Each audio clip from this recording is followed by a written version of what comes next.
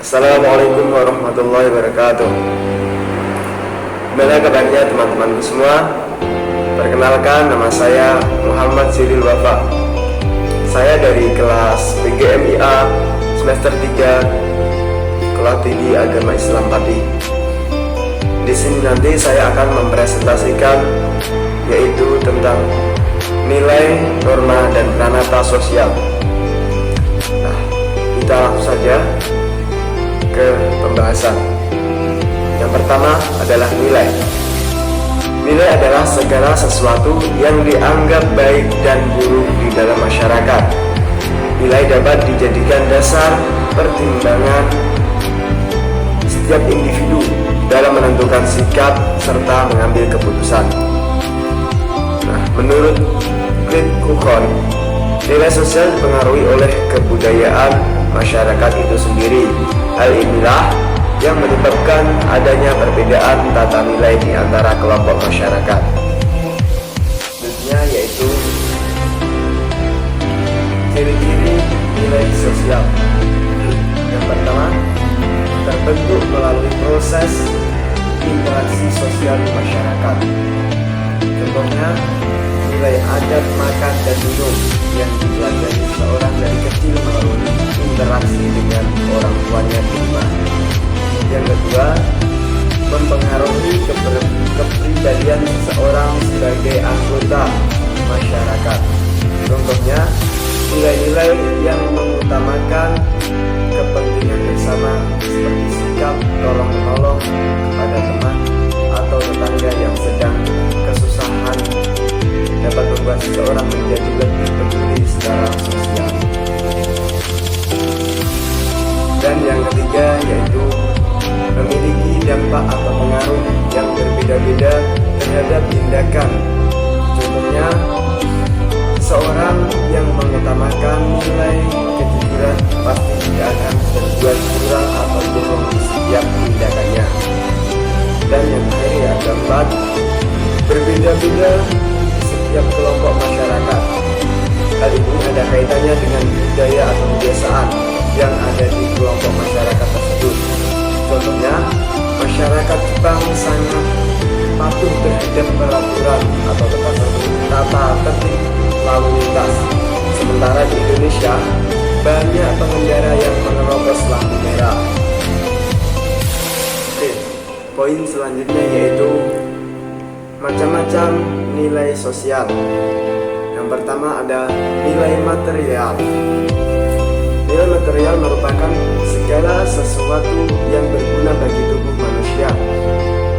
Contohnya, barang-barang kebutuhan pokok, pakaian, obat-obatan, dan sebagainya. Yang kedua yaitu nilai vital. Nilai vital merupakan segala sesuatu yang berguna bagi manusia untuk melaksanakan aktivitasnya. Contohnya, buku dan perlengkapan alat tulis bagi pelajar, komputer bagi orang yang bekerja di bidang IT, barang-barang perkakas untuk orang bekerja bangunan, dan sebagainya. Dan yang ketiga yaitu nilai kerohanian. Nilai kerohanian merupakan segala sesuatu yang berguna bagi batin atau rohani manusia. Nilai ini terbagi menjadi beberapa macam, yaitu yang pertama, nilai kebenaran yang bersumber dari akal manusia dan diikuti dengan fakta-fakta yang telah terjadi. Keindahan yang berhubungan dengan ekspresi atau perasaan seseorang mengenai keindahan suatu hal, seperti karya seni. Moral yang bersumber dari perilaku baik dan buruknya seseorang. Religius yang bersumber pada kepercayaan atau keyakinan manusia terhadap Tuhan yang Maha Esa. Dan selanjutnya yaitu norma. Norma merupakan standar-standar tingkah laku yang terdapat di dalam semua masyarakat. Norma sebagai sesuatu dari kebudayaan non-materi. Norma-norma tersebut menyatakan konsepsi-konsepsi teridealisasi dari tingkah laku. Nah, ada tambahan. Norma sosial adalah kebiasaan umum atau aturan yang menjadi pedoman perilaku yang sudah ada di dalam suatu kelompok masyarakat dan memiliki batasan wilayah tertentu. Batas norma sosial adalah perilaku yang pantas bagi suatu kelompok masyarakat sehingga juga dapat disebut sebagai kaidah sosial atau peraturan sosial.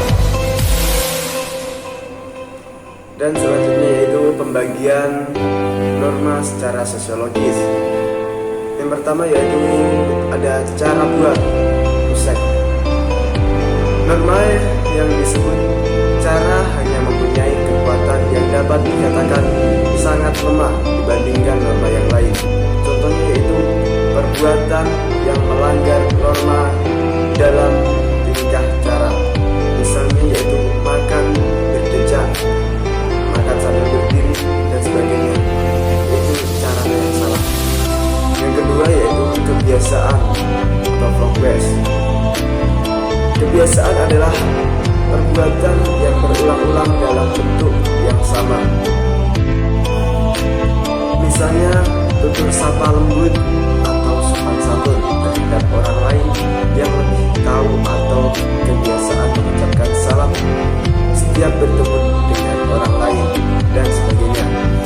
Yang ketiga yaitu tata kelakuan atau mores. Kelakuan adalah sesuatu kebiasaan yang disukai oleh masyarakat sebagai norma pengatur dalam setiap perilaku. Dan keempat yaitu adat istiadat atau custom. Adat istiadat adalah tata kelakuan yang berupa aturan-aturan yang mempunyai sanksi lebih keras. Misalnya yaitu pemerkosaan, menjual kehormatan orang lain dengan dalih usaha dan kerja, dan sebagainya. Yang selanjutnya yaitu fungsi, nilai, dan norma dalam kehidupan bermasyarakat. Yang pertama yaitu sebagai petunjuk arah dalam bersikap dan bertindak. Kedua, sebagai pemandu dan pengontrol bagi sikap dan tindakan manusia. Ketiga, sebagai pendorong sikap dan tindakan manusia.